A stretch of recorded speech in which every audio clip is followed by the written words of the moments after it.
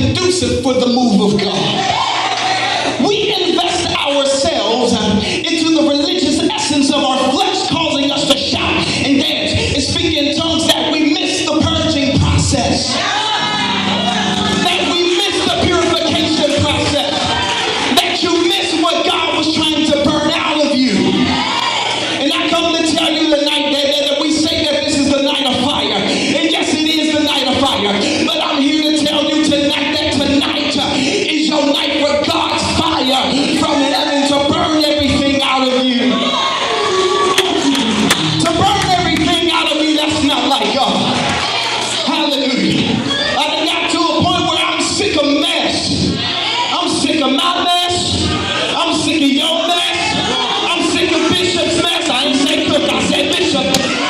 I'm sick of the Pope's mess. I'm sick of the evangelist mess. I'm sick of the church mother's mess.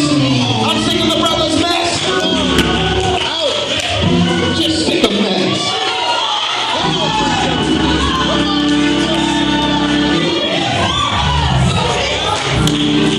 And which brings me down to my last point.